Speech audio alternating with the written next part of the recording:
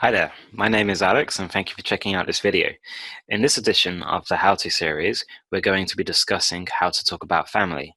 It's a little tricky talking about family in a second language because, there's so many different family members, different types of family members. There's a few different types of family as well.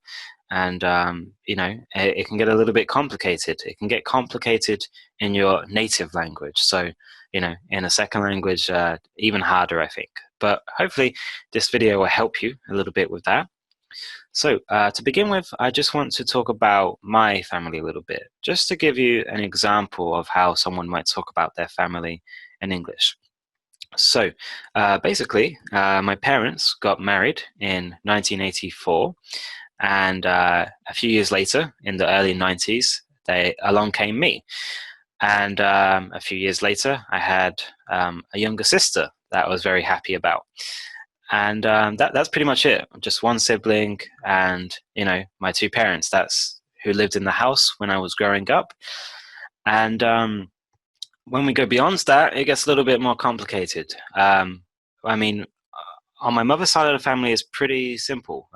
She has one sister and, her family is just not really big. And, there are some family members of hers which are distant relatives to me, which means people I don't really know so well or really get the opportunity to see, because they live in the south of the England and it's quite far, so we only ever really see each other at like weddings or funerals, and beyond that we never see each other.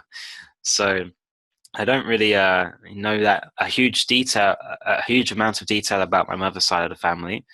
But my father's side of the family is a lot more interesting and a lot more crazy. He has 7 sisters and 6 brothers. I don't know how his parents did it. It must have been so hard to have all of those kids running around in the house. But yeah, he had 7 sisters, 6 brothers, and a lot of his siblings were older than him. 20 or 30 years older than him. So but when he was born, he already was, an uncle. He already had nieces and nephews who were older than him.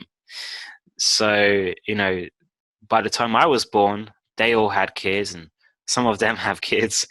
So, yeah, it's super complicated on my father's side of the family, and some of the members, live in different parts of the world. Some live in Florida, some live in Monaco, some live in Brazil.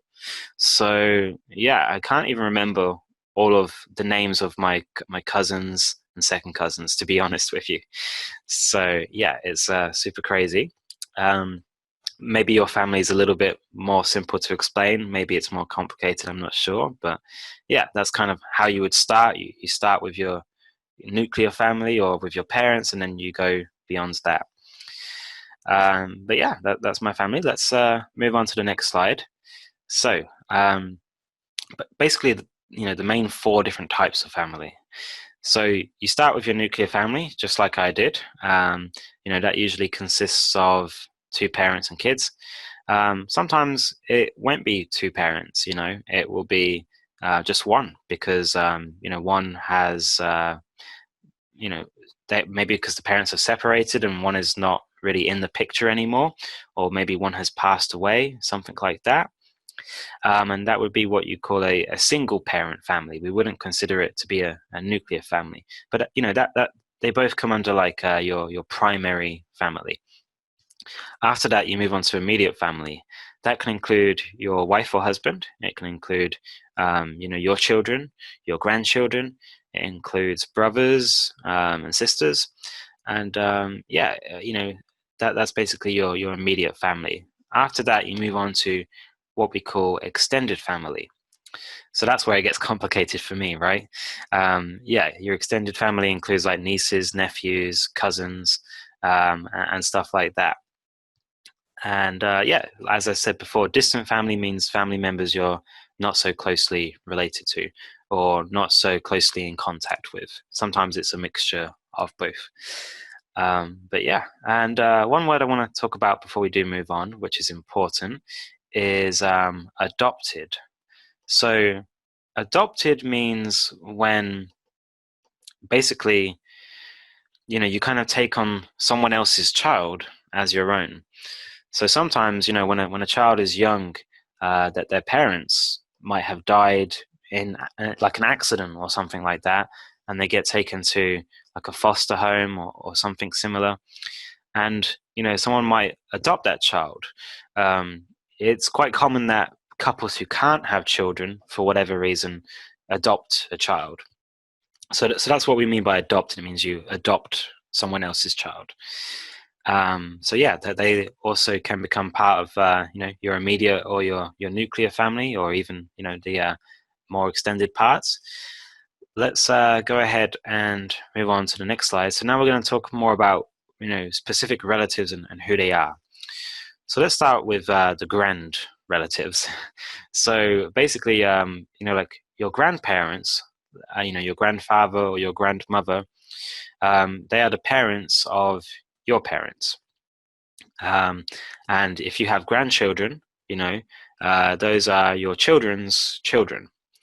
So with grand, there's like one generation gap, between two generations. And then, there's also great grandfather and great grandmother. So those would be your grandparents' parents. And, it keeps going, it keeps going beyond that. But, people don't usually or commonly go beyond great grandfather. We might say my great great great grandfather, but it gets complicated. And, eventually we just start to say ancestors. Moving on to the next type of relative we should talk about, uncles and aunts. So I talked about that a little bit earlier, but yeah, if your brother or your sister has a child, you become an uncle or an auntie, and that child is your cousin, sorry, your nephew or your niece. And moving on to cousin, the cousin is the child of your aunt or uncle. So this is where it begins to get a bit more complicated. But feel free to pause the video and have a close look at these relatives, because these are probably the most important ones that you should know. You definitely want to make sure that you know every one of these, I think. But yeah, let's go ahead and move on to the next slide. This one's a little bit easier. So in-laws. So if you get married to someone, your families join together. So if, for example, let's say you have a wife, your wife's mother would be your mother-in-law, and her father would be your father-in-law. Her brother would be your brother-in-law. So we basically just add in-law at the end of it. And when we refer to our wife or our husband's family members, we call them the in-laws. It's just a nice simple way to say that they're not your blood relatives, but you're related to them by the law. And another word here on the slide which is important that we cover is spouse. Spouse just means your husband or wife, simply. So yeah, it's that simple. It's just a word which can mean husband or wife. But yeah, like I said, in-laws, it's a lot more simple compared to some of the other things we have to talk about when it comes to families. And yeah, speaking of which, here's something which is a little more complicated. So step and half relatives. So let's focus mainly on step relatives. So, like step relatives come into the picture when there is a remarriage. So let's say, for example, let's say my mother and father were to get divorced now, and one of them, let's say my mother remarried, her new husband, I guess, would be my stepfather. And if he already had kids, then they would become my stepsisters or stepbrothers, and they would become a stepson or stepdaughter to my mother. So that's how step works. It just kind of basically means that there's a remarriage involved. And something that usually comes from remarriage also is half sisters or half brothers. So let's say, going back to the example I gave you before, if my mother got married to a different guy, and if they had kids, then I would have like a half sister or a half brother. because they have my mother's blood, and I have my mother's blood, but we don't share the same blood with fathers. So they would be a half sister or half brother.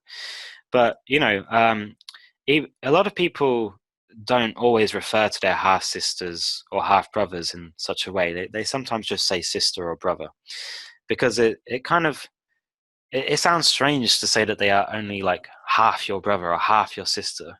Sometimes you can be very close with a half sister or half brother. Some people, grew up with half sisters or half brothers. So some people don't actually, use the distinction. It depends on how close they are, or how technically, well they want to explain the family members, how precisely they want to describe them. But yeah, that's step and half.